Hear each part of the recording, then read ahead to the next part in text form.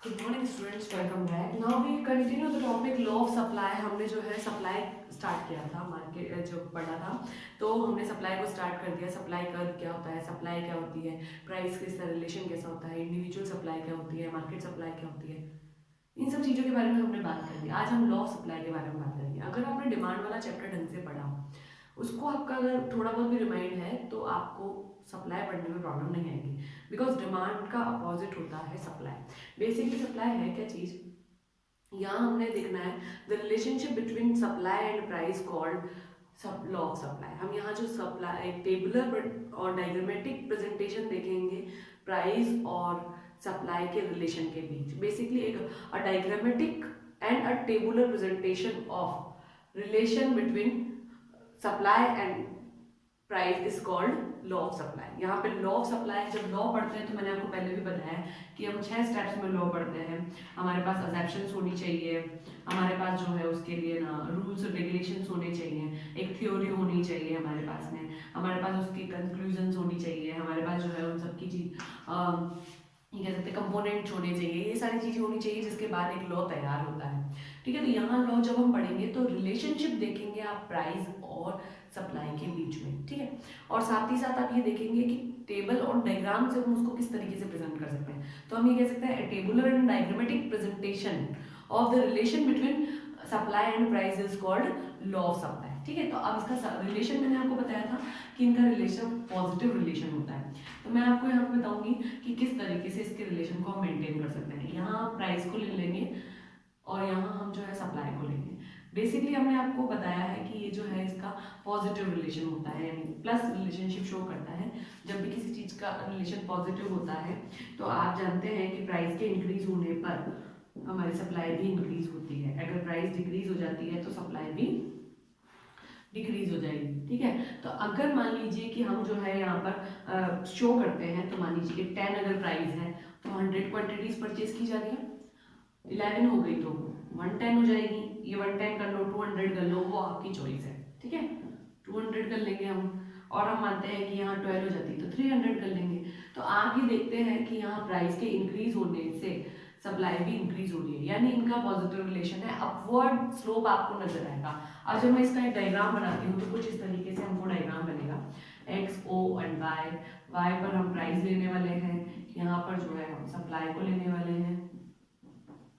Price यहाँ आप mention कर दें 10, 11 एंड 12। यहाँ हम सप्लाई को मेंशन कर देते हैं 100, 200 एंड 300। अगर आप इसका डायग्राम बनाएंगे तो कुछ इस तरीके का अपवर्ड स्लोप डायग्राम आपको मिलेगा, जिसको हम सप्लाई कर्व कहते हैं। सप्लाई कर्व हमेशा अपवर्ड होता है, बिकॉज प्राइस और सप्लाई के बीच में जो रिलेशन होता है वो पॉजिटिव रिलेशन होता है। यहाँ पर जैसे जैसे प्राइस इंक्रीज होती है, प्रोड्यूसर्स अपनी सप्लाई को इंक्रीज करता है, बिकॉज उसे प्रॉफिट हो रहा होता है। मैंने आपको पहले भी बताया है कि जब भी आप इस तरीके के टॉपिक पढ़ेंगे तो आप अपने आप को एक प्रोड्यूसर समझेंगे। जब आप अपने आप को एक प्रोड्यूसर समझेंगे तो आपको ये इजीली समझ में आ जाएगा कि किस तरीके से रिलेशन होता है और क्या ये सही है या नहीं है। प्राइस के इंक्रीज होने पर प्रोड्यूसर्स को प्रॉफिट होता है, बिकॉज वो जो चीज बेच रहा है उसकी कॉस्ट इंक्रीज नहीं हुई है, प्राइस इंक्रीज हो गई है। प्राइस इंक्रीज होने पर उसको जो प्रॉफिट और कॉस्ट के बीच का हिस्सा था वो हमारा इंक्रीज हो जाता है और हमारे को प्रॉफिट बेनिफिट ज्यादा होता है। तो इसी सिचुएशन को हम देखते हैं यहाँ पर कि ये जो है किस तरीके से काम करता है। अब मैंने आपको कहा कि एक लॉ है तो असेप्शंस होना कंपलसरी है। तो असेप्शंस क्या है कि इसके कुछ असेप्शंस है, जैसे 6 असेप्शंस आपकी बुक में अवेलेबल है। फर्स्टली हम जो असेप्शन देखते हैं वो ये है कि फैक्टर प्राइस की, फैक्टर ऑफ प्रोडक्शन की जो प्राइस होती है वो चेंज नहीं होती है। ठीक है, तो बेसिकली फर्स्ट पॉइंट जो आएगा फैक्टर ऑफ प्रोडक्शंस,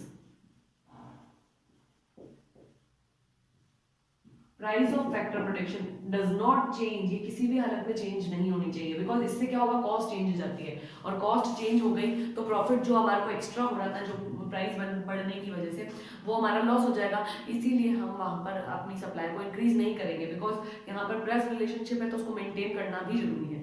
तो पहली जो चीज होगी कि आपका फैक्टर ऑफ प्रोडक्शन की जो भी प्राइस है वो चेंज नहीं होगी। दूसरा हम यहाँ लेके चलते हैं कि टेक्नोलॉजी में कोई चेंज नहीं होता। ये फैक्ट है, ये हर एक रूल में जो है बेसिक है कि टेक्नोलॉजी में कभी भी चेंज नहीं होता है। ठीक है, फिर थर्ड देखते हैं कि फर्म ऑफ गोल ऑफ जो फर्म होता है ना, या तो वो मैक्सिमम प्रॉफिट रखे या फिर मैक्सिमम सेल रखे, एक ही रख सकता है।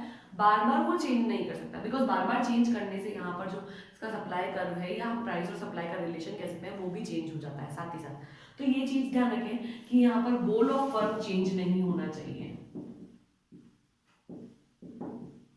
डज नॉट चेंज, ये कोई भी चीज चेंज नहीं होगी। फोर्थ पॉइंट हम देखते हैं कि क्या चेंज नहीं होना चाहिए, तो प्राइस ऑफ रिलेटेड गुड्स वो भी चेंज नहीं होनी चाहिए। जैसे कि मान लीजिए कि हम चाय की प्रोडक्शन कर रहे हैं, तो कॉफी की प्राइसेस जो है वो कम नहीं होनी चाहिए। अगर कॉफी की प्राइस चेंज हो जाएगी तो लोग हमारे को यहाँ से छोड़ के उधर की तरफ चले जाएंगे, उनकी डिमांड इंक्रीज हो जाएगी और प्रोड्यूसर्स को वहाँ पे बेनिफिट होगा क्योंकि उनकी डिमांड हो रही है चीज की, तो वो उस चीज को सेल करेंगे। तो रिलेटेड गुड्स की प्राइस भी चेंज नहीं होनी चाहिए, डज नॉट चेंज, ये भी चेंज नहीं होगी, ठीक है। फिर इसके बाद में आप देखेंगे कि कोई भी नियर फ्यूचर में कमोडिटी की प्राइस जो है नियर फ्यूचर में इंक्रीज होने या डिक्रीज होने की सिचुएशन नहीं होनी चाहिए। नियर फ्यूचर में उसकी प्राइस जो है अगर इंक्रीज हो जाए मान लीजिए, तो प्रोड्यूसर अभी उसकी सप्लाई करेगा ही नहीं, तो जो प्राइस चल रही है उस पर तो हमारी सप्लाई होगी नहीं, और फिर आगे जब उसकी प्राइस बढ़ेगी तब वो उसकी सप्लाई करेगा, तो इससे जो है रिलेशन बिगड़ जाएगा। तो यहाँ पर नियर फ्यूचर में भी इसकी प्राइस चेंज होने की कोई आशंका नहीं होनी चाहिए। और 6 बचती है आपकी गवर्नमेंट पॉलिसीज। गवर्नमेंट पॉलिसीज जो है वो बार बार चेंज नहीं होनी चाहिए। बार बार चेंज होने का सीन ये रहता है कि आप ये ध्यान रखें कि जैसे लीनियंसी होती है लाइसेंस वगैरह में, वो टैक्स में चेंजेस और ये सारी जो चीजें हैं वो बार बार चेंज नहीं होनी चाहिए, बिकॉज ये अगर बार बार चेंज होती है तो ये रिलेशन है पॉजिटिव रिलेशन, ये मेंटेन नहीं हो पाता। तो ये हमको ध्यान रखना है कि ये 6 एग्जेप्शन साथ साथ चलेगी तब जाके आपका लॉ काम करता है, ठीक है, अदरवाइज ये लॉ काम नहीं करता है। इस बाकी के बचे हुए टॉपिक को हम नेक्स्ट क्लास में देखेंगे। इससे रिलेटेड अगर आपको कोई भी प्रॉब्लम आती है तो आप पूछ लीजिएगा, ये इंपॉर्टेंट है, लॉ ऑफ सप्लाई बहुत इंपॉर्टेंट है, ठीक है। दूसरी बात ये है कि इनकी अगर आप लॉ में कभी भी आपके क्वेश्चन आता है कि लॉ ऑफ सप्लाई क्या है, तो ये ध्यान रखिएगा कि टेबल, डायग्राम, इसकी डेफिनेशन, इसकी थ्योरी और इसके एग्जेप्शंस और इसके कंक्लूजन्स, यानी 6 स्टेप्स हो गए।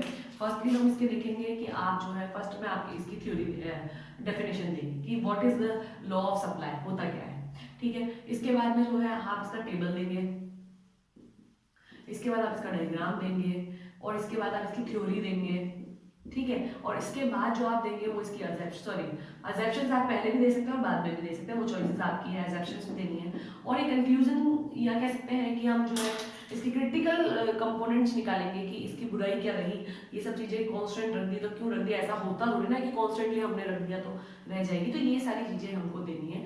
इसके बाद 6 पार्ट्स में आपकी लॉ कंप्लीट होता है। अगर ये लॉ आता है तो आप इसका प्रेजेंटेशन बहुत अच्छे से करें ताकि आपको मार्क्स भी अच्छे से मिल जाए, बिकॉज बहुत टफ तो है ही नहीं, ठीक है।